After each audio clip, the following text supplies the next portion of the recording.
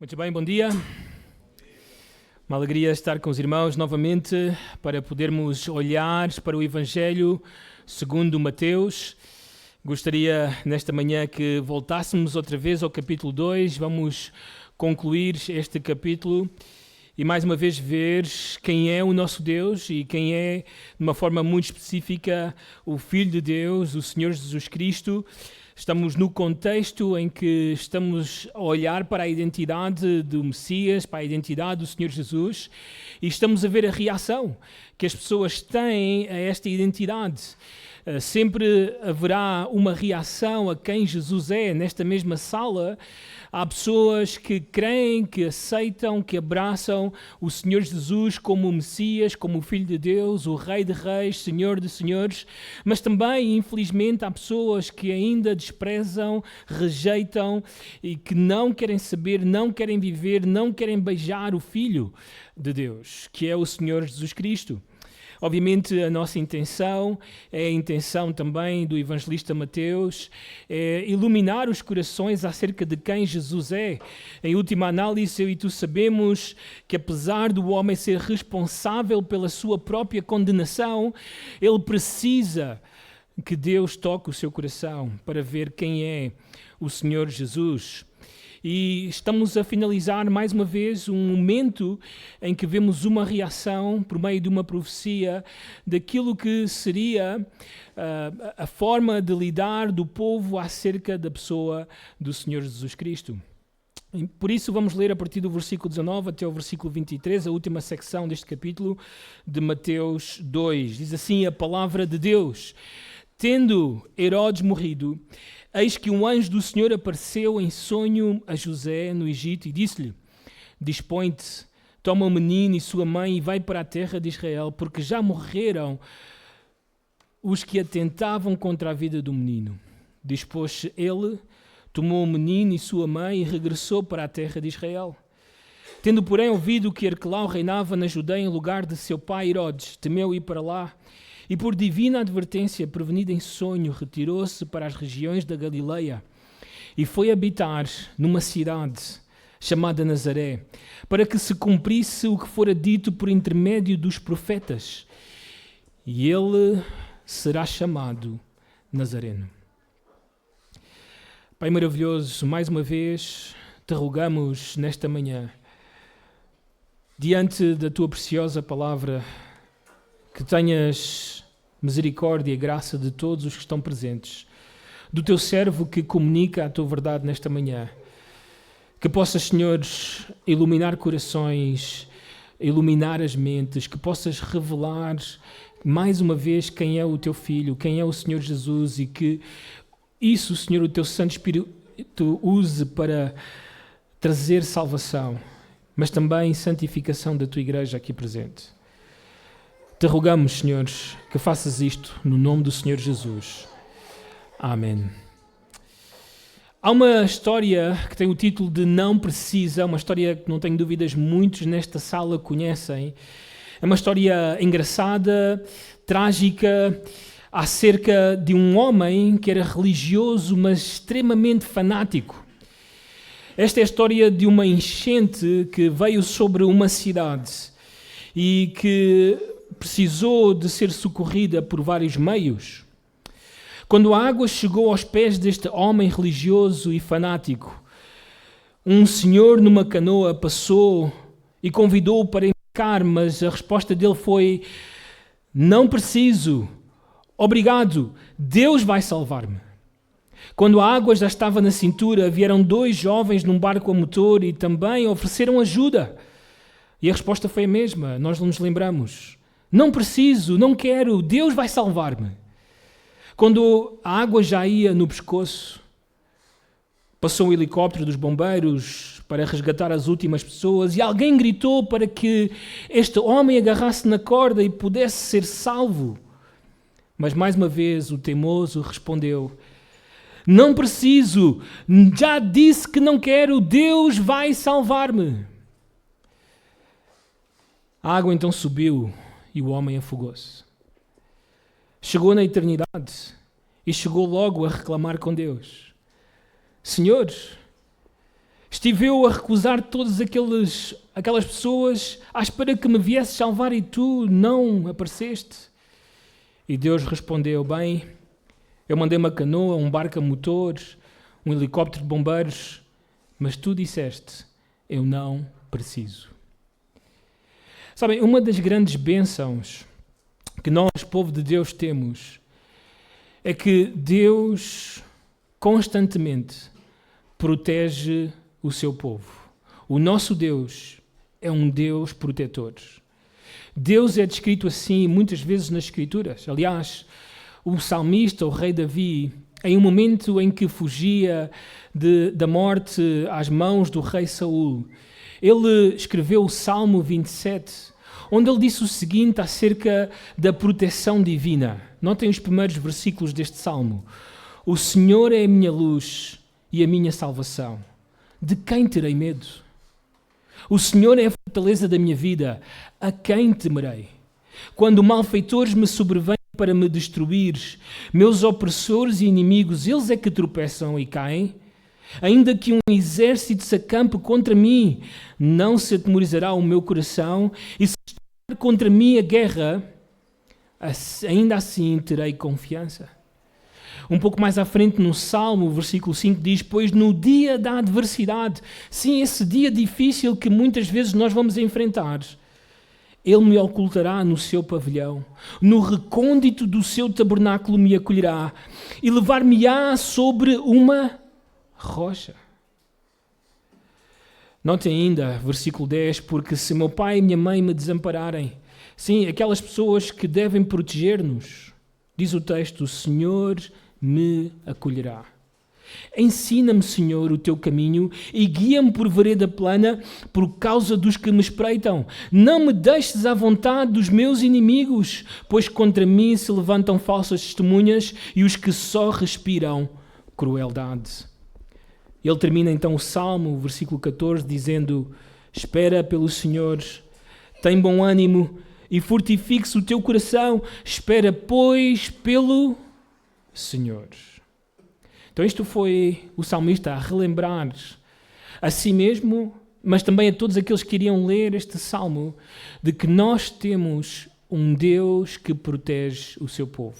Aliás, antes de entrarmos na nossa passagem nesta manhã, façam comigo esta corrida das Escrituras para ver como Deus protege o seu povo. Deus, tanto no Antigo Testamento como no Novo Testamento, Deus protege o seu povo.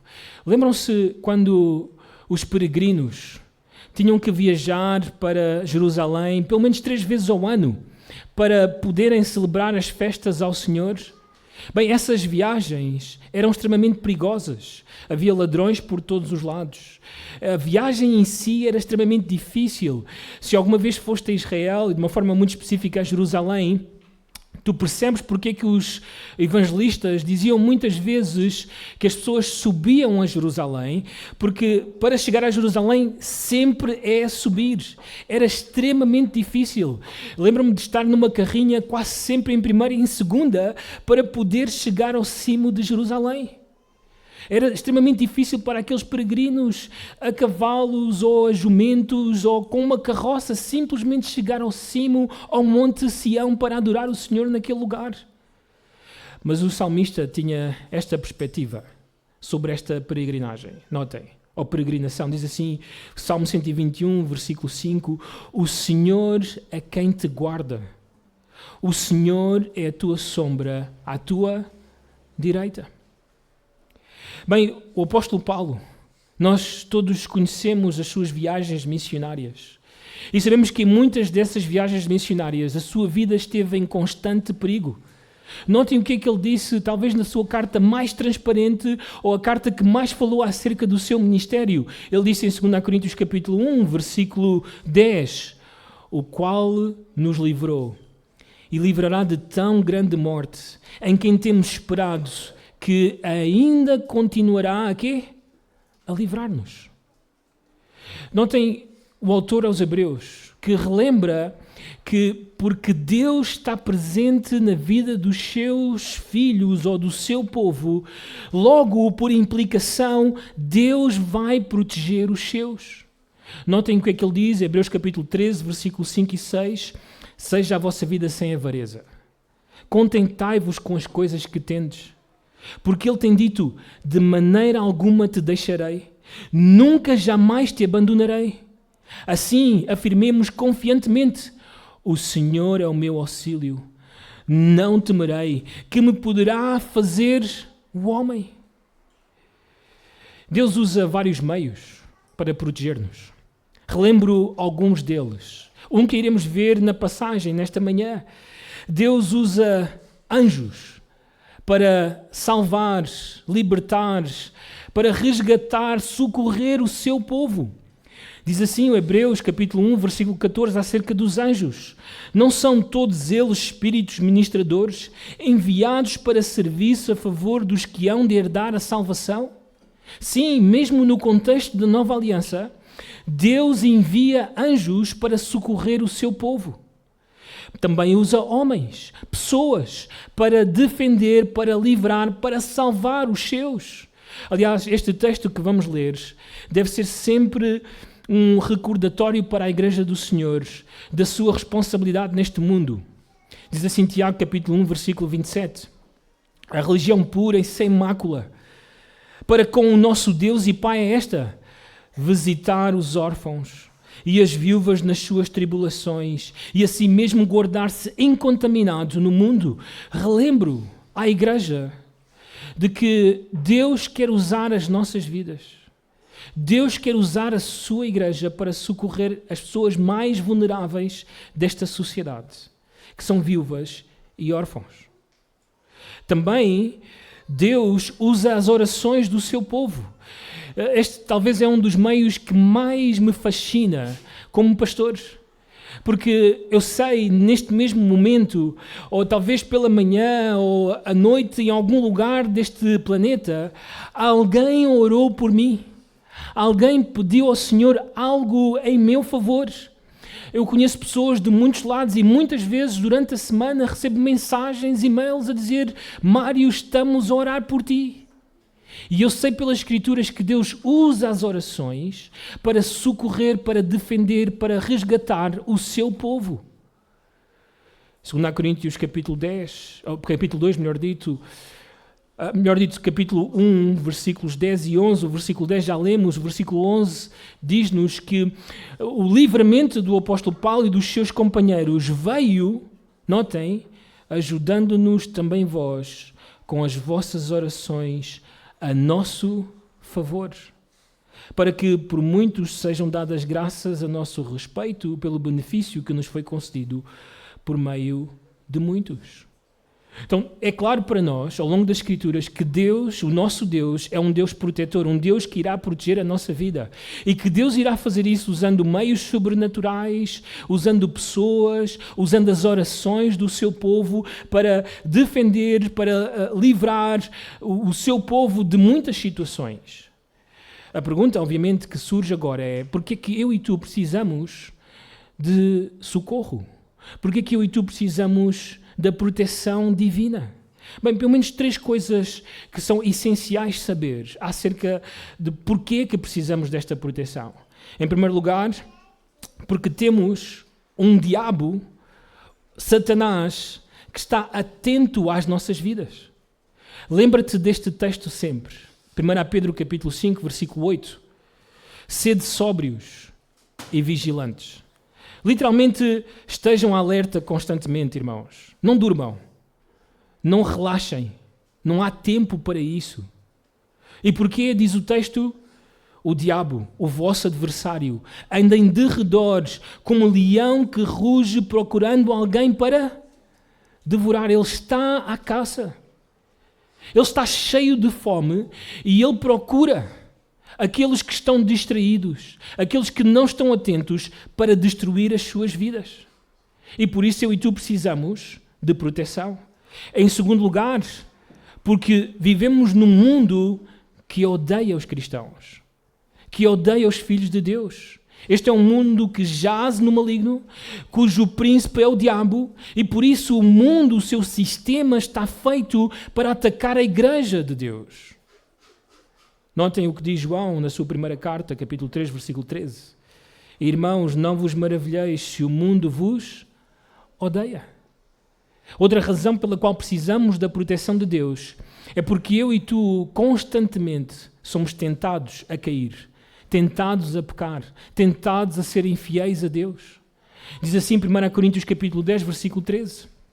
Não vos sobreveio tentação que não fosse humana, mas Deus é fiel e não permitirá que sejais tentados além das vossas forças. Pelo contrário, juntamente com a tentação, vos proverá livramento, de sorte que a possais suportar. Então estas são algumas razões pelas quais eu e tu precisamos constantemente da proteção de Deus.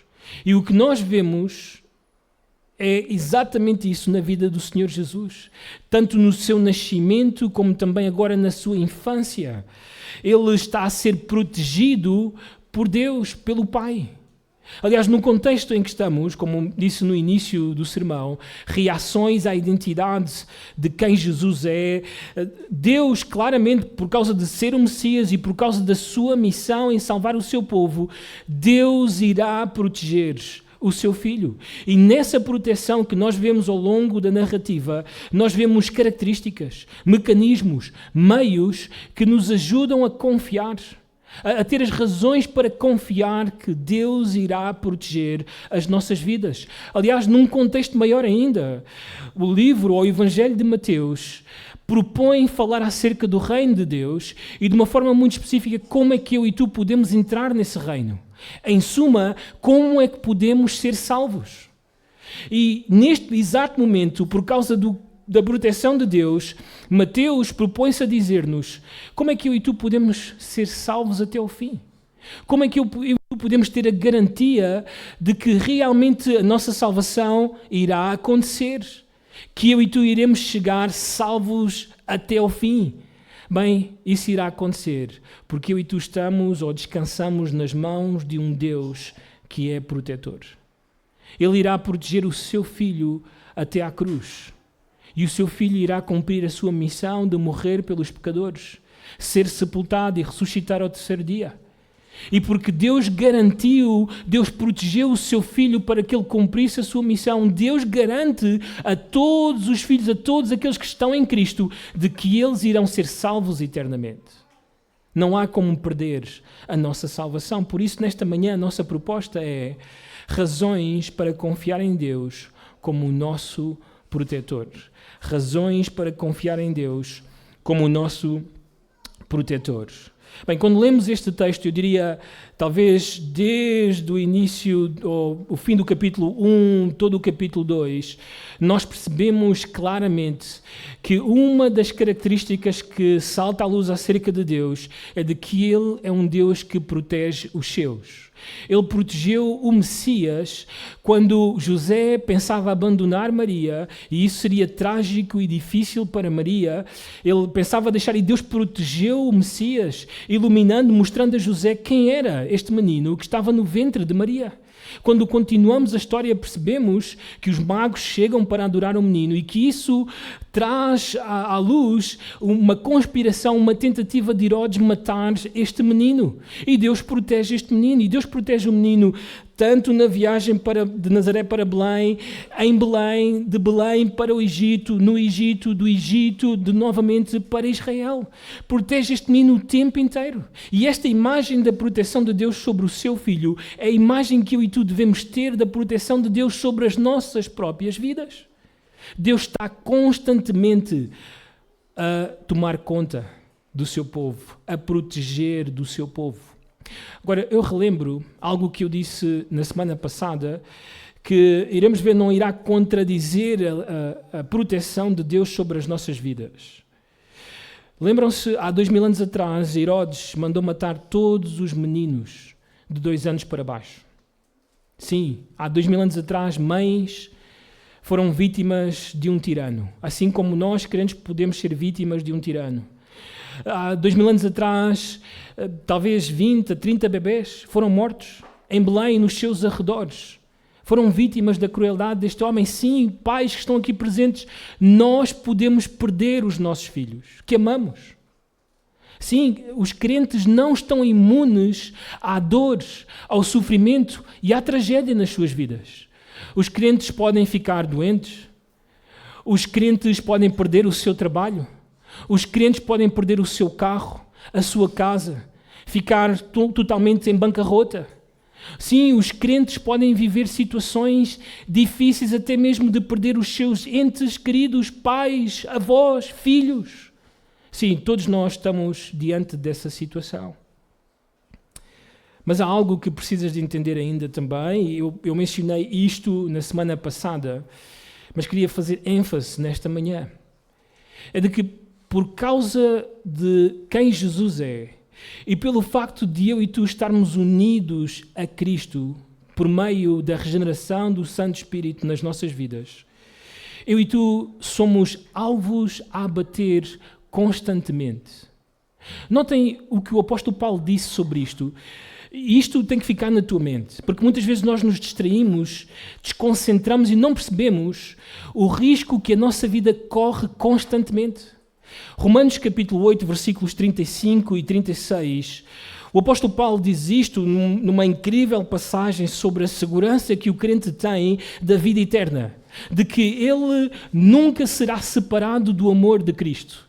Diz assim o texto: quem nos separará do amor de Cristo? Será a tribulação, ou angústia, ou perseguição, ou fome, ou nudez, ou perigo, ou espada? Bem, a resposta está implícita: nada. Ninguém pode separar-nos do amor de Cristo. E notem o que é que o apóstolo Paulo diz: como está escrito, por amor de ti. Sim, os crentes amam a Cristo, os verdadeiros filhos de Deus só podem amar a Cristo. Somos entregues à morte algumas vezes. Alguns dias da semana. Só à segunda-feira. Não. Todo o dia. O apóstolo Paulo não está a ser aqui exagerado, ele não está a usar a hipérbole para, de alguma forma, fazer-nos estar atentos. Não, ele está a trazer à realidade aquilo que é a minha vida e a tua vida, que estamos em Cristo. Nós somos um alvo a bater, estamos debaixo da mira dos inimigos da cruz, dos inimigos de Cristo. Eles procuram destruir constantemente a nossa vida. E a razão pela qual isso não acontece, aliás, deixa-me ilustrar assim, a razão pela qual tu chegaste são e salvo a este lugar foi porque Deus te protegeu. A razão pela qual eu e tu dormimos descansados nesta noite, levantamos, comemos e viemos para aqui, e estamos aqui bem para ouvir a palavra de Deus, é porque Deus te protegeu. Se Deus não te protegesse, tu já estarias destruída. Já estarias morto. A tua vida seria como aquele pequeno momento da vida de Jó, quando ele ouviu que todos os seus bens tinham sido destruídos e começou a chorar por esses bens que foram perdidos. A porta ainda não tinha fechado quando veio o outro a dar uma notícia que todos os seus filhos tinham morrido. Assim seria a nossa vida. É isso que o diabo, se ele tivesse liberdade, faria comigo e contigo. Ele iria destruir-nos e destruir-nos e destruir-nos, e ele não se cansaria até destruir-nos de todo o dia, sempre, sem parar. Mas porque temos um Deus que nos protege, isso não acontece. E estamos aqui. Aliás, relembro a todos aqueles nesta sala que ainda não aceitaram, não creram em quem Jesus é. A razão pela qual tu também estás vivo e viva é porque Deus também te protege a ti. Sabem, Deus é quem restringe o mal neste mundo. Se Deus não restringisse o mal deste mundo, o diabo e os seus demónios estariam a destruir este mundo por completo. Aliás, se Deus não restringisse o mal neste mundo, os homens, por causa da sua natureza depravada, eles estariam constantemente a fazer mal e mal e mal e mal sem parar. É porque Deus restringe, é porque Deus não nos deixa ser totalmente depravados, que este mundo se mantém de pé. E eu e tu, então, contamos com a proteção de Deus constante nas nossas vidas. E isso é incrível e devemos exaltar a Deus por isso.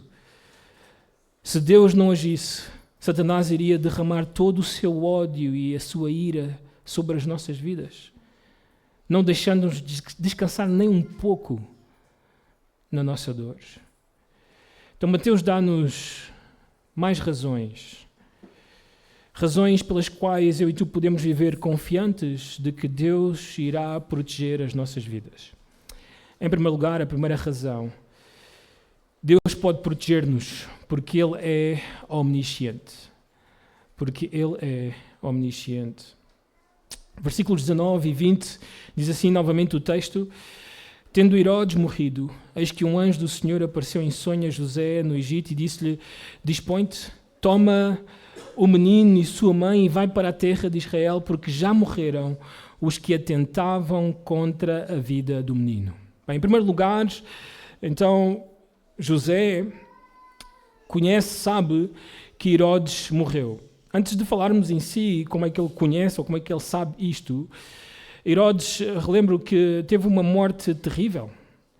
E eu não digo somente a sua própria vida e onde é que a sua alma está neste preciso momento, mas esses últimos dias da sua vida foram terríveis. Nos últimos dias da sua vida ele mandou matar o seu filho Antipater.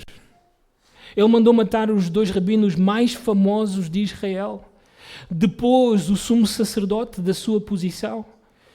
Ele mandou prender todos os nobres de Israel e ordenou à sua irmã que, quando ele morresse, mandasse matar todos estes nobres para que alguém chorasse na ocasião da sua própria morte. Porque ele sabia que o povo se ia alegrar. Aliás, esta semana comentava que quando Herodes morreu, os judeus proibiram o luto. Era uma alegria, foi considerado dia de festa quando Herodes morreu. E ele, nos seus últimos dias de vida, ele foi levado para um palácio em Jericó. E ali ele ficou completamente lunático. Andava de um lado para o outro a gritar e a chorar pela sua esposa que ele próprio matou. E a chorar pelos seus filhos que ele próprio assassinou. Assim estava Herodes. E assim terminou com uma doença que os médicos consideravam repugnante. Não se podia chegar perto. Cheirava mal o seu corpo.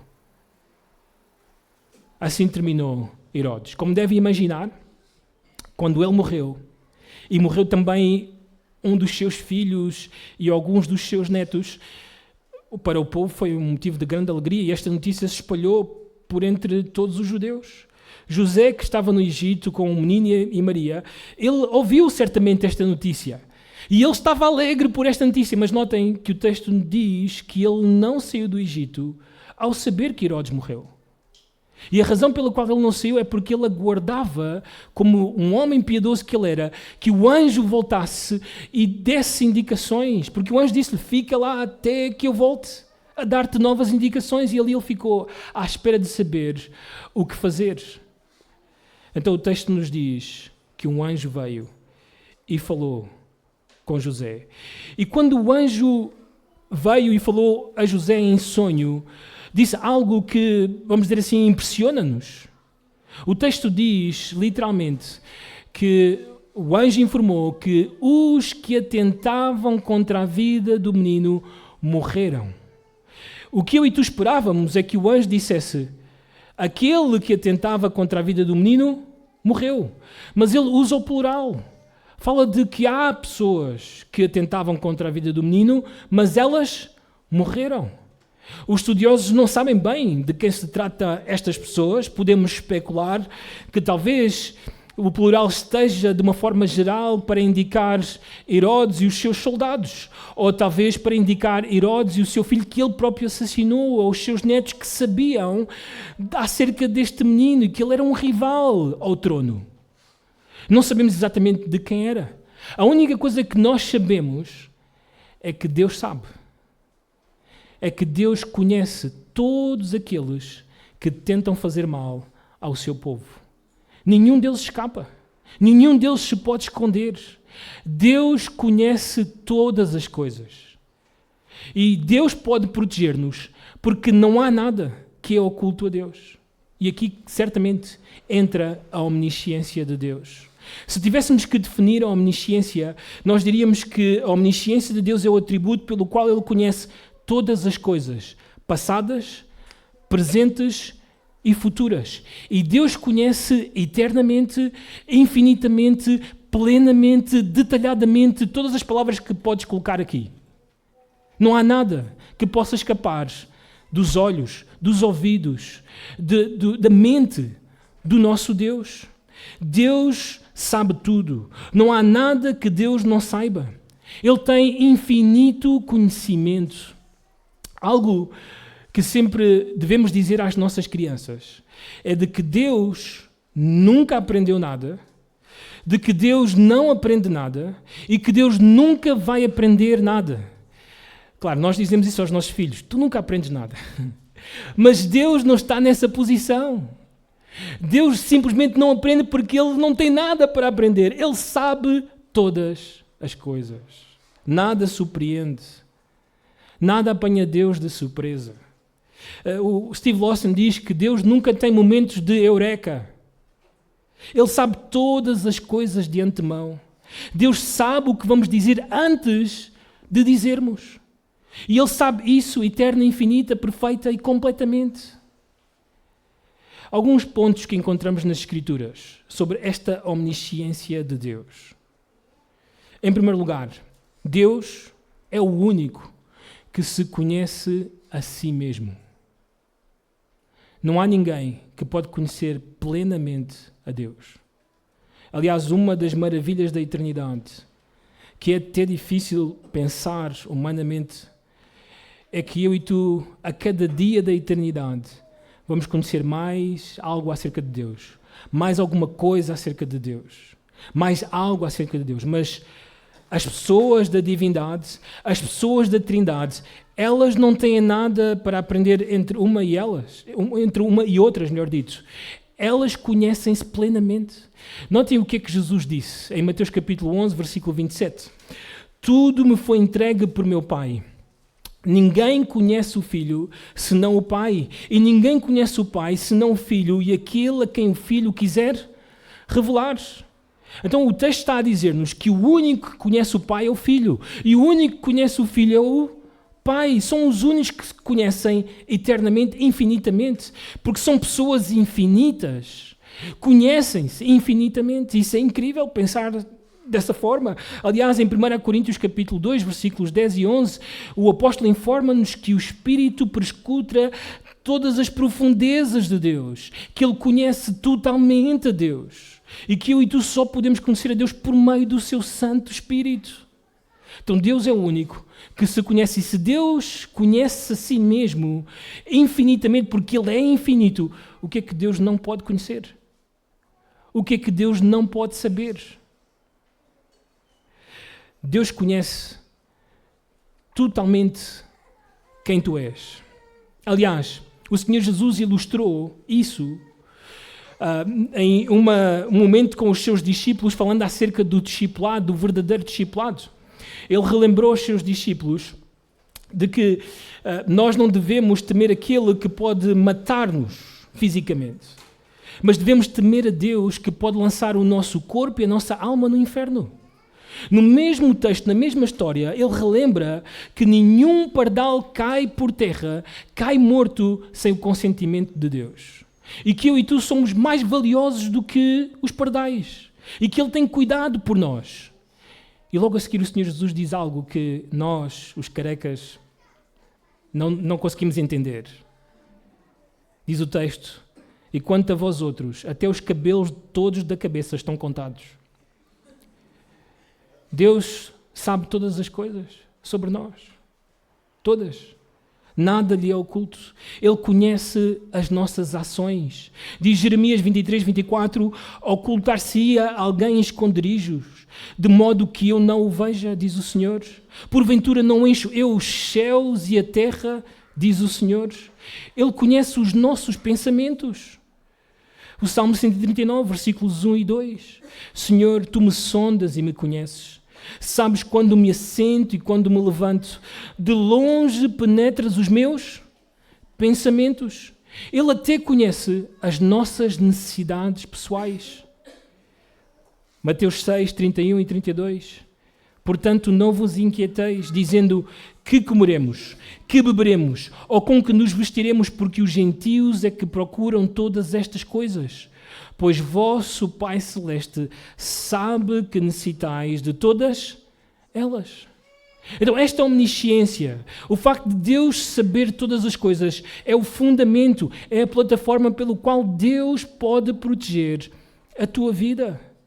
Não há inimigo, não há mira, não há plano, não há estratégia, maquinação, conspiração que os homens podem ter contra os filhos de Deus que Deus não conheça, que Deus não saiba. Nada pode ser oculto de Deus. E isso, eu não sei quanto a ti, mas a mim produz confiança de que Deus está constantemente a proteger a minha vida. Se Ele protegeu o seu filho assim, certamente protegerá todos os seus filhos. Deus tem perfeito conhecimento da tua situação. Deus sabe do que é que tu precisas neste momento. Ele sabe como é que está a tua vida, a tua família, o teu trabalho. Nada lhe é oculto. Ele conhece e por isso Ele pode proteger-te. Por isso nós, como o salmista, o rei Davi, devemos dizer o seguinte: espera no Senhor. Tem bom ânimo. Fortifique-se o teu coração. Espera no Senhor. Em segundo lugar, Deus pode proteger-nos porque Ele tem os meios. Deus tem os meios para te proteger. O Bill Gates não tem os meios para te proteger. As pessoas mais poderosas desta terra não têm os meios para te proteger. O único que tem todos os meios para te proteger é o nosso Deus.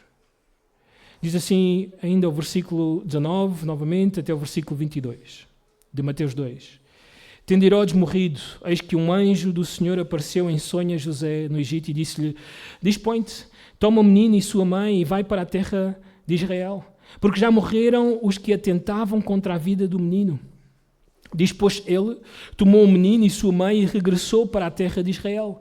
Tendo, porém, ouvido que Arquelau reinava na Judeia em lugar de seu pai Herodes, temeu ir para lá e, por divina advertência, prevenida em sonho, retirou-se para as regiões da Galileia. Esta é a quinta vez, e 2 vezes nesta história, que um anjo aparece a José, para, em sonho, dar-lhe uma advertência, dizer algo que ele deve saber e também fazer com a sua vida, com o menino e a sua mãe. E claro, deve chamar-nos a atenção esta forma como Deus está a proteger o seu filho. Ele enviou anjos constantemente. Aliás, eu acredito pessoalmente que o que estamos a ver nesta narrativa é o cumprimento de uma profecia, de um salmo na vida do Messias. Às vezes alguns de nós têm lá num quadro em casa ou na porta da nossa casa este salmo, que é o Salmo 91. Mas deixa-me dizer-te que, em primeiro lugar, este Salmo 91 fala acerca do Messias e da proteção que o Pai iria providenciar para o seu Filho. E se eu e tu hoje contamos com essa proteção, é porque estamos no Filho, é porque estamos em Cristo. E no Salmo 91, um texto que o próprio diabo tentou usar para que o Jesus se atirasse do pináculo do templo, Deus disse o seguinte acerca dele: porque aos seus anjos dará ordens a teu respeito, para que te guardem em todos os teus caminhos. Eles te sustentarão nas suas mãos, para não tropeçares em alguma pedra. Este foi o cuidado, a promessa de que Deus iria enviar os seus anjos para cuidarem do seu filho. Sim, este é um meio que Deus usa, ainda hoje, para resgatar, salvar, socorrer os seus filhos. Agora, atenção, não estou a dizer com isto que cada crente que está aqui presente tem um anjo da guarda. Nós sabemos que a tradição judaica afirmava isso. Eles acreditavam que cada pessoa tinha um anjo da guarda. Lembram-se de Rod, quando Pedro, que escapou da prisão, novamente por meio de um anjo, e chegou até à casa de João Marcos e bateu à porta e veio Rod a abrir e disse, e viu que era Pedro, mas não abriu a porta, voltou para dentro e disse, Pedro está lá fora. E as pessoas disseram algo interessante. É o seu anjo. Esta era uma tradição que existia entre os judeus e que até hoje a Igreja Católica Romana preserva e afirma que cada pessoa da Igreja Católica Romana tem um anjo da guarda. Bem, nós não podemos afirmar isso categoricamente pelas Escrituras, mas sim o que podemos afirmar é que Deus, quando for a sua vontade, quando Ele quiser, Ele irá enviar anjos para socorrer-nos, para salvar o seu povo, e nós temos exemplos disso nas Escrituras. 2 exemplos rapidamente. Atos capítulo 5, versículos 17 até ao 20, os apóstolos pregaram o Evangelho e notem o que é que aconteceu. Versículo 17, levantando-se, porém, o sumo sacerdote e todos os que estavam com ele, isto é, a seita dos saduceus, tomaram-se de inveja. Prenderam os apóstolos e os recolheram à prisão pública. Mas de noite, um anjo do Senhor abriu as portas do cárcere e, conduzindo-os para fora, lhes disse, ide, e apresentando-vos no templo, dizei ao povo todas as palavras desta vida. Então nós vemos, mais uma vez, e podemos continuar a ler o livro de Atos, e nós vamos ver vários momentos onde um anjo é enviado. Em Atos capítulo 12, por causa do nosso tempo não conseguimos ler toda a passagem, mas Deus novamente, quando Pedro estava na iminência de ser decapitado, como foi Tiago, o irmão de João, decapitado naqueles dias dos pães asmos, Pedro estava prestes a ser apresentado na manhã seguinte, estava a ser, vamos dizer assim, guardado por uma forte prisão, com soldados até mesmo presos a ele. Não tinha como escapar, humanamente falando. Deus enviou um anjo, fez com que as cadeias caíssem, adormeceu os guardas, abriu as portas e ele escapou. Foi incrível, e Deus fez isso por meio de anjos. E não tenho dúvidas, há muitos relatos hoje em dia, não sabemos se todos são verdadeiros ou não, de pessoas que afirmam que anjos os livraram de algumas situações. Eu acredito que anjos continuam a fazer isso nos nossos dias. Nós lemos isso em Hebreus capítulo 1, versículo 14, que são espíritos ministradores enviados por Deus para socorrer o povo de Deus. Aliás, o mesmo autor aos Hebreus diz-nos que alguns, na sua hospitalidade, receberam anjos sem o saberem. Então nós vemos claramente que Deus tem a capacidade de proteger-nos, porque Ele tem meios, e um dos meios são anjos. Um segundo meio interessante e que é importante também falar, porque temos visto isso passagem após passagem, são os sonhos. Os sonhos. Deus, várias vezes, aliás, todas as vezes que fala com José, fala por meio de sonhos. Quando ele está a dormir e por meio daquele sonho ele tem uma visão, um anjo aparece e diz algo a José de que ele deve saber e o que ele deve fazer. E precisamos de entender o que é isto dos sonhos. Sim, Deus usa sonhos para trazer socorro aos seus filhos. Aliás, se queremos olhar para isto de uma forma espiritual, até mesmo quando estás a dormir, Deus pode socorrer-te e proteger-te. Mas e os sonhos, Mário? O que fazemos com os sonhos? Bem, a primeira coisa que devo afirmar a todos os que estão presentes é de que nós, como igreja, não queremos que hoje Deus esteja como um padrão, como algo que vemos na vida de José, Deus esteja a falar connosco por meio de sonhos. A razão é simples. Hebreus capítulo 1, versículo 1, diz-nos o texto que Deus falou de muitas maneiras, de muitas formas outrora aos pais. E essas muitas maneiras, essas muitas formas foram sonhos, foram visões, foram por meio dos profetas.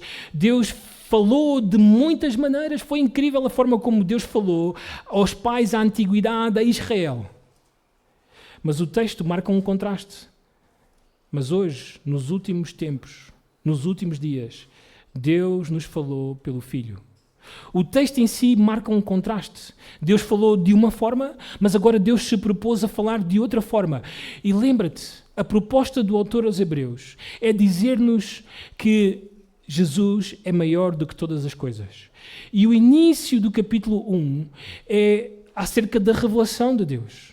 Deus revelou-se ao homem e de muitas maneiras, mas agora Deus trouxe à luz a sua maior revelação, e a sua maior revelação é Jesus Cristo.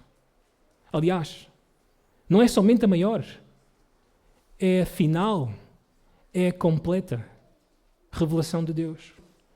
Deus não tem mais nada a dizer além do seu Filho. O Filho é o resplendor exato de quem Deus é. O Filho revela quem Deus é. Não há mais nada, não há nenhuma outra coisa no universo que pode dizer quem Deus é, senão o Filho. Por isso é a revelação final, completa, exaustiva, acerca de quem Deus é. Por isso, o Novo Testamento é o meio que o próprio Filho usou para revelar quem Ele é. Ele usou os evangelistas para falar acerca do seu nascimento, da sua vida, da sua morte, do seu sepultamento e da sua ressurreição. Usou ainda Lucas também para dizer-nos como é que o seu evangelho foi pregado até os confins da terra. Usou as cartas do Novo Testamento, os apóstolos e os profetas, para dizer-nos quem é o Senhor Jesus e como é que nós cristãos devemos viver à luz da nossa união com Cristo, mas também deu-nos o livro do Apocalipse para dizer-nos como é que um dia Cristo irá ser revelado a este mundo. De tal forma que no final do Apocalipse nos diz que se alguém tira ou alguém acrescenta alguma coisa, ou tudo o que foi dito neste livro, todos os flagelos, todas as pragas desse livro caiam sobre essa pessoa. Sim, Joseph Smith, que escreveu o livro dos Mormons, flagelos sobre a sua vida, pragas sobre a sua vida. E todo aquele que se propõe a acrescentar, a trazer qualquer sonho ou profecia ou algo que nós já não precisamos, seja sobre essa pessoa as pragas e os flagelos do livro do Apocalipse. Não sou eu que digo, foi João. Tratem com João. Dito isto, também acrescento que isto não significa que Deus não possa fazer algo. Não estou a dizer que Deus irá falar contigo como um padrão, como fez com José, por meio de sonhos, mas não estou também a cortar e a dizer que Deus não pode.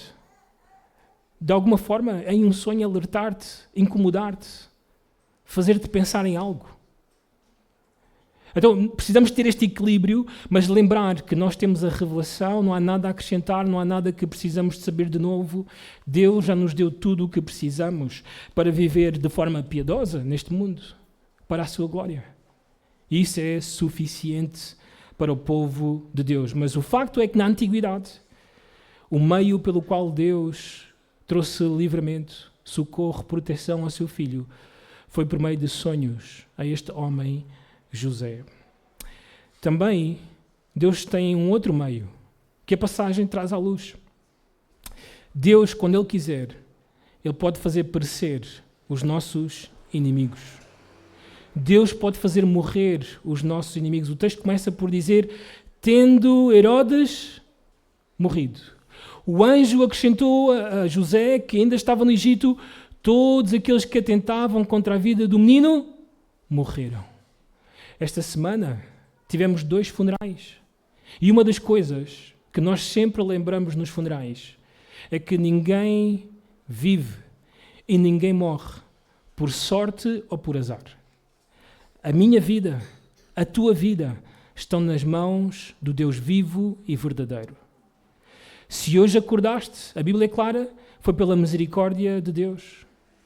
A vida de todo o ser humano, crente ou descrente, está nas mãos do Criador. Ele é que sustém o universo, sustém as nossas vidas. Notem o que o salmista disse acerca disto.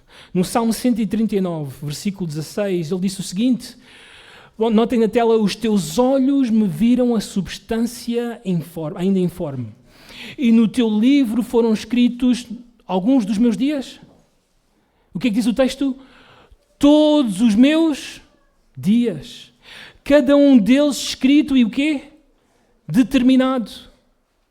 Então Deus nunca vai ser surpreendido com a tua vida. Deus nunca vai descobrir nada novo com a tua vida.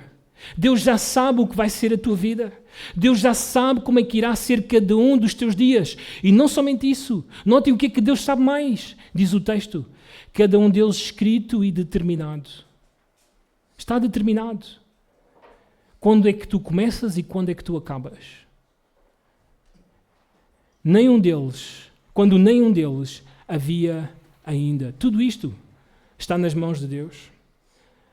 Então Deus, quando Ele quiser, pode eliminar os nossos inimigos. Ele pode remover os nossos inimigos, assim como Ele fez na vida do seu filho. Removeu Herodes e todos os que procuravam atentar contra a vida dele. Deus é soberano e Deus pode fazer isso. Este é um meio. Mas não somente isso. Algo importante para todos os homens casados aqui dentro.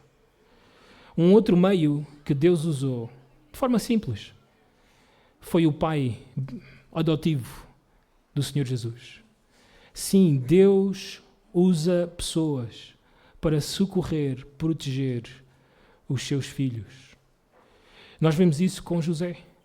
José é um meio que Deus usa desde o final do capítulo 1, em todo o capítulo 2, para levar este menino para um lugar de segurança, onde ele pode ser protegido. Isto relembra a todos os homens nesta sala que uma das principais funções que nós temos é proteger a nossa família. Nós somos os protetores da família. Nós somos como Adão, a quem Deus entrega uma espada e que devemos proteger o nosso jardim. Nós somos os instrumentos de Deus para isso. Não abdiques disso, não passes para a tua esposa isso, é a tua função, é a tua responsabilidade. Notem que Maria praticamente só carrega o bebê no colo, amamenta o bebê, mas aquele que Deus usa para guiar a sua família constantemente é quem? José. Ele é o homem, ele é a pessoa que Deus usa para trazer segurança a esta família. E notem como José é um homem atento. Ele não está a dormir, ele presta atenção. E José tem uma desvantagem que eu e tu não temos nos nossos dias. Eu e tu temos televisão, internet, sabemos rapidamente das notícias. José não está a viver esse momento. As notícias até corriam, mas um pouco mais devagar. Demoravam mais alguns dias para chegar. E ele então ouve pelo anjo que ele pode regressar a Israel. Provavelmente ele começou a caminhar, a ir. E a meio do caminho, ele ouviu, talvez percebeu que quem estava agora a reinar no lugar de Herodes era o seu filho Arquelau. E Arquelau era o etnarca, todos os outros irmãos eram tetrarcas de outras regiões e ele tinha as maiores regiões, as regiões mais importantes, e era um homem poderoso e era tão cruel como o seu pai. Aliás, Arquelau, em uma ocasião, para vingar-se dos judeus que destruíram a águia romana da porta do templo, mandou matar de uma forma discriminada a todos os judeus que estavam ali presentes. E era dias de festas em Israel, em Jerusalém. Naquele dia, ele matou mais de 3.000 judeus. E estas mortes todas que ele perpetrou, fez com que uma comitiva viajasse até Roma, fizesse queixa a Augusto César dele, e Augusto César mandasse-o chamar e exilou-o na Gália. Perdeu o seu lugar, reinou somente 9 anos. Era assim Arquelau. E José ouve. E José sabe que tipo de homem é este. E ele teme ir para Belém, teme voltar para aquela região. Então, em sonho, ou de uma forma que o texto não deixa bem claro, ele recebe esta advertência divina para não retornar ali e ir para as regiões da Galileia.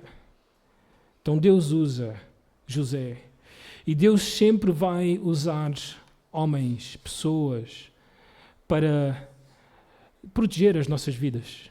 Podíamos ficar aqui a conversar de como os nossos pais nos protegeram, de como pastores nos protegeram, de como irmãos na igreja nos protegeram, até como descrentes nos protegeram. Deus usou tudo isso para proteger as nossas vidas. Assim é o nosso Deus protetor. Em último lugar, para terminarmos, Deus pode proteger-nos por causa da sua palavra.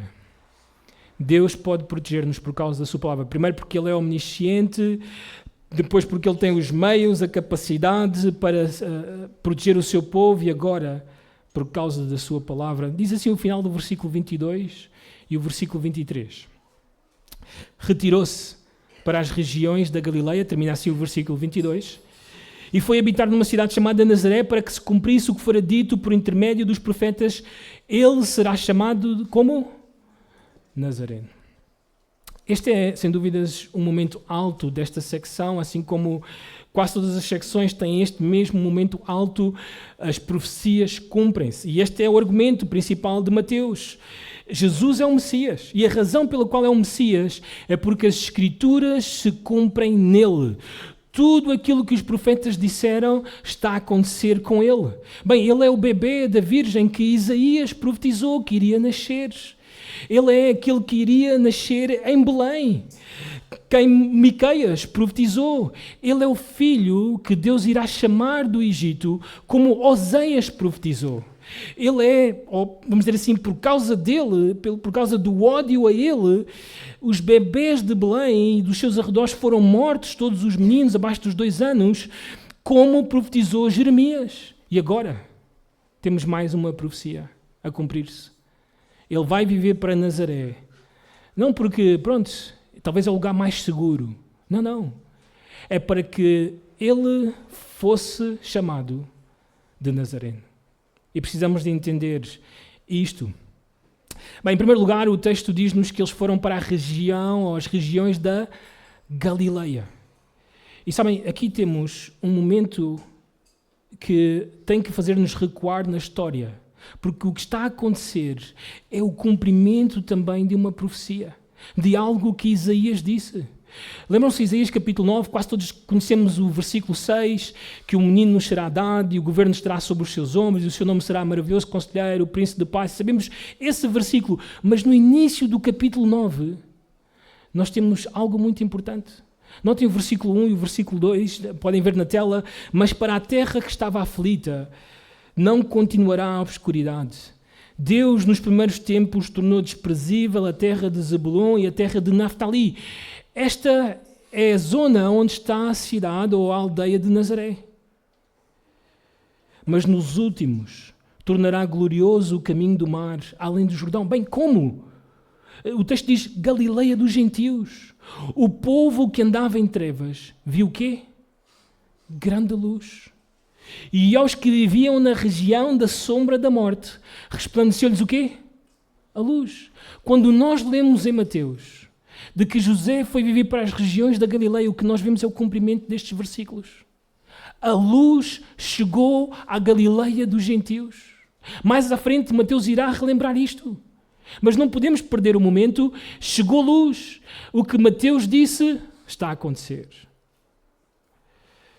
Mas o ênfase é, de uma forma específica, Nazaré. Nazaré era a cidade ou o local onde José e Maria viviam antes de partirem para Belém, de Belém para o Egito e agora retornarem. Era uma aldeia bastante pequena. Alguns historiadores dizem que tinha cerca de 480 a 500 habitantes. Como podem imaginar, todos se conheciam. Por isso, nos Evangelhos, lemos muitas vezes que, tanto em Nazaré, em Cafarnaum, as pessoas dizem: não é este o filho do carpinteiro José? Não é a sua mãe Maria e os seus irmãos este e este e este? Porque eles conheciam, era um lugar com muito poucos habitantes. Era um lugar insignificante. Nada de histórico tinha acontecido naquele local. Aliás, Isaías disse-nos, é um lugar desprezível, é a Galileia dos gentios. A ida para lá, diz Mateus, é o cumprimento do que disseram os profetas. Ele será chamado Nazareno. E aqui temos um problema. E eu sei que o meu tempo já está a esgotar-se, não quero deixar isto, o dilema no ar. Não podemos encontrar em nenhum livro do Antigo Testamento esta frase. Quem foram estes profetas? Quando é que disseram isto? Em que momento? Não podemos encontrar nas Escrituras tal coisa. E por isso, alguns comentadores, teólogos, têm tentado explicar o que é que quer dizer esta frase. E ele será chamado Nazareno. Alguns usam o termo Nazareno porque é muito parecido com um termo hebraico que é Neser, que significa ramo ou rebento de uma árvore. E isso relembra a profecia de Isaías capítulo 11, versículo 1, acerca do tronco de Jessé, que desse tronco irá sair um rebento ou um ramo. É uma profecia acerca do Messias. E alguns acreditam que o que está a acontecer é um jogo de palavras. Mateus está a fazer um trocadilho de palavras para fazer-nos pensar acerca daquele ramo. É ir demais. Não é exatamente o que o texto está a querer dizer. Ou que podemos, pela palavra Nazareno, chegar a essa conclusão. Outros se propõem a usar aquilo que Jerónimo, no século IV, dizia acerca da expressão Nazareno. Ele acreditava que era uma expressão idiomática, calão daquela época, para se referir a um indivíduo que vinha de um lugar obscuro, de um lugar que não era relevante, que não era conhecido, que era insignificante. Seria como hoje nós usarmos o termo campónio, ou campónio, ou labrego. Seria algo assim, parecido. Aliás, nós podemos ver que esta era a atitude das pessoas no primeiro século, em João 1:46, quando André anuncia que encontramos o Messias e que ele veio de Nazaré. Natanael fica espantado e ele diz: pode alguma coisa boa vir de Nazaré? Era insignificante. Então eles acreditam que esta era uma forma de se expressar algo que era desprezível, que não tinha nenhuma expressão, que não tinha importância, e que ir viver para Nazaré iria refletir aquilo que o Antigo Testamento dizia da reação das pessoas em relação ao Messias. Lembram-se de João capítulo 1? Ele veio para que era seu, mas os seus não o receberam. Ele era desprezado, rejeitado. Então, no quarto século, eles achavam que isto era a intenção de Mateus. Uma terceira explicação, que também é comum nos nossos dias, é que a palavra Nazareno significa ou pode significar nazireu. E os nazireus, nós temos alguns exemplos nas Escrituras. João Batista era um deles, Sansão era um deles. E eles tinham que fazer várias coisas para manter aquele voto nazireu. Eles não podiam cortar, lembram-se? O cabelo. Não podiam beber bebida forte, não podiam aproximar-se de um cadáver morto. Quando olhas para a vida do Senhor Jesus, não parece muito nazireu. Ninguém duvida que ele está separado totalmente para Deus. Mas Jesus bebeu vinho. Aproximou-se de mortos para os ressuscitar. Então ele não significa nazareno, nazireu. Então, Mário, depois de tudo isso, o que é que isto significa?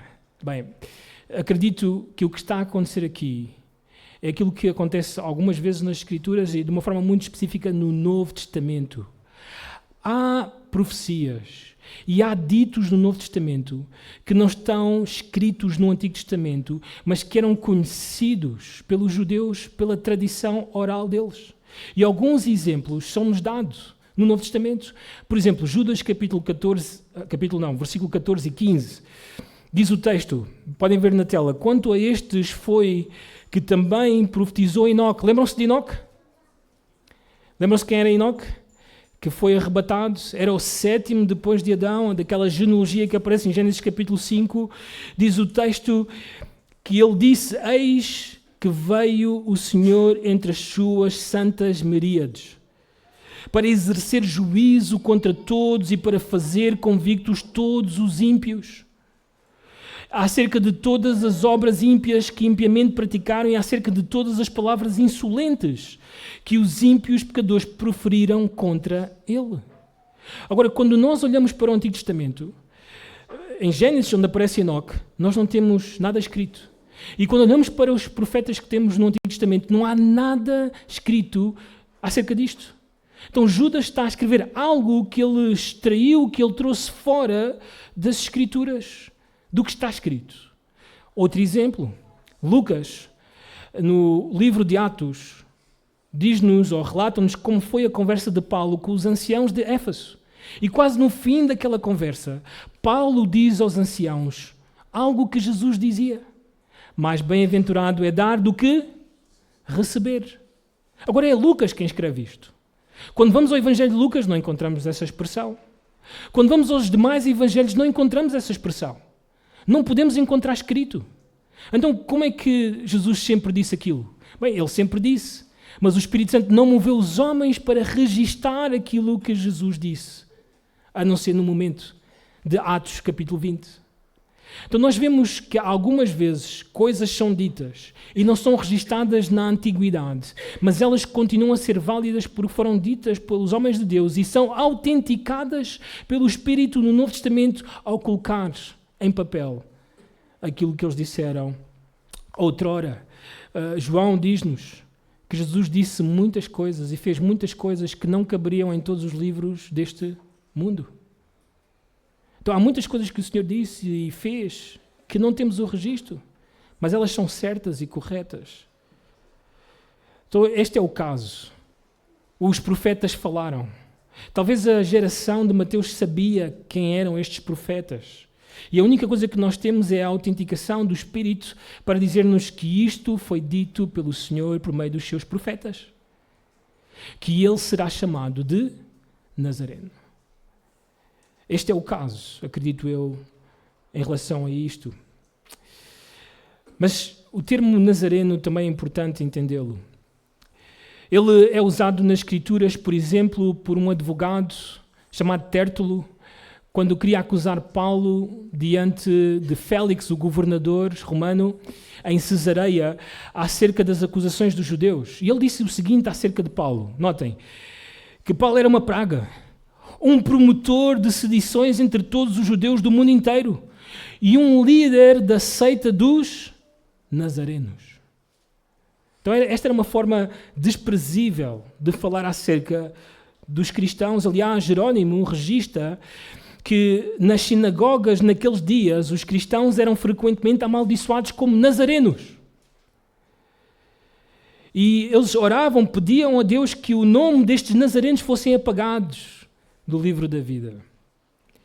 Então o facto de Jesus ter vivido em Nazaré não só cumpriu a predição dos profetas, que não temos o registro no Antigo Testamento, profetas anónimos, mas também demonstra como seria a sua vida desde o seu nascimento e infância.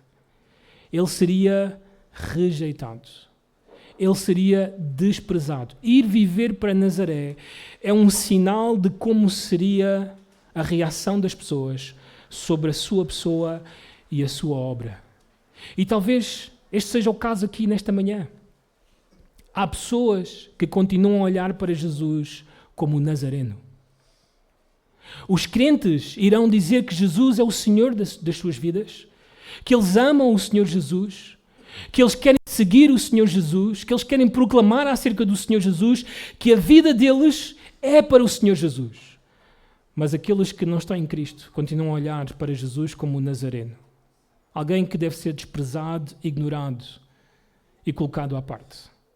Qual é a tua situação? Precisas de relembrar aquilo que Jesus é e aquilo que Ele fez na cruz do Calvário. Mas, por causa do tema desta manhã, Deus é o nosso protetor. Deus promete que irá proteger-nos. Eu quero terminar assim, que eu creio que ser importante para termos um equilíbrio sobre este tema. Relembro aos irmãos, porque não temos o tempo de ler as passagens, que Jesus prometeu que nada nos iria arrebatar da sua mão, que nada nos iria arrebatar da mão do Pai. Estamos protegidos. Jesus orou, João 17, para que Deus nos guardasse de todo o mal, do mal. E o Pai ouviu a oração do Filho, o Pai respondeu à oração do Filho. Eu e tu estamos guardados do mal, porque estamos em Cristo. Mas ainda assim, a tua pergunta provavelmente nesta manhã é: Mário, então, porquê é que Deus não me livrou de tal situação? Porquê é que eu sofri esta situação? Porquê é que me aconteceu isto, este acidente, esta morte, esta doença que me limitou? Porquê é que isso aconteceu? E é importante dar resposta. Bem, em primeiro lugar, olha para as Escrituras e vê que as pessoas mais piedosas nas Escrituras foram as pessoas que mais sofreram nesta terra. Aliás, o próprio Senhor Jesus Cristo, no tempo certo, Deus não o protegeu da cruz do Calvário. Ele foi espancado, ele clamou na cruz: Deus meu, por que me desamparaste? Sabes o que é que isso significa? Jesus estava a dizer: Deus, porquê é que tu não me socorres? Porquê é que tu não me salvas disto? E Deus não o salvou. Deus não o livrou. Ele foi à cruz e ele morreu e foi sepultado. Então, quando olhamos para as Escrituras, isto é real. Os santos, os justos, os filhos de Deus irão sofrer. Mas, em segundo lugar, a proteção de Deus ou a não proteção de Deus sempre estão dentro da soberania de Deus. Que nunca se te ocorra pensar que Deus falhou com a sua palavra, ou que Deus mentiu, ou que Deus não tem o poder para resolver esta situação. Que nunca se te ocorra. A razão pela qual algumas coisas acontecem na nossa vida, que Deus permite que aconteça, é porque Deus tem um plano. Algo que Ele quer fazer. Deixa-me ilustrar com esta história. Uma mulher, cada vez que falava, esta é uma parábola, cada vez que ela falava, ela produzia um fruto que as pessoas deveriam comer. E a maioria dos frutos que ela produzia com as suas palavras eram frutos doces e bons para serem comidos. E as pessoas desfrutavam. Mas às vezes, como a maioria das pessoas, algumas das suas palavras produziam frutas amargas. E algumas das pessoas tentavam fugir daquelas frutas amargas. E um dos seus filhos era uma dessas pessoas. Ele só gostava de comer as frutas doces e desfrutar das frutas doces. E só se alimentava dessas frutas boas. Nunca fugia de comer frutas amargas. Mas um outro filho desta mulher, ele comia tanto frutas boas como frutas amargas. É verdade, as frutas amargas eram difíceis de comer, difíceis de digerir, mas ele comia. E ele foi comendo. E os anos foram passando, até que um dia, este filho que só comia frutas doces, ficou doente e fraco, por causa da sua alimentação desequilibrada. Mas o filho que comia frutas doces e amargas tinha a saúde, a força para continuar na sua vida. Sabem, Deus tem o controle de todas as coisas. E Deus quer que às vezes eu e tu comamos frutas amargas e difíceis para fazer algo no nosso coração, algo nas nossas vidas. Não é que Deus deixou de proteger-te. Ele está a permitir para algo maior. E eu e tu confiamos na sua omnisciência, na sua sabedoria, no seu plano para as nossas vidas. Este é o nosso Deus. Um Deus que protege e cuida do seu povo. Oramos. Nosso Deus e nosso Pai, nós te louvamos pela tua verdade nesta manhã. Obrigado, Senhor, porque és único. Não há ninguém como tu, não há ninguém que possa proteger-nos. Amamos os nossos pais, mas eles não nos podem proteger como tu fazes. Amamos as nossas esposas, os nossos maridos, mas eles não nos podem proteger como tu fazes, Senhor. Só tu, Senhor, tens o poder, o conhecimento para sempre socorrer, para sempre salvar. E se uma pessoa nos salva, se um anjo nos salva, se alguma coisa nos salva em algum momento das nossas vidas, salvou-nos por tua causa. Porque tu ordenaste, tu usaste, tu o fizeste.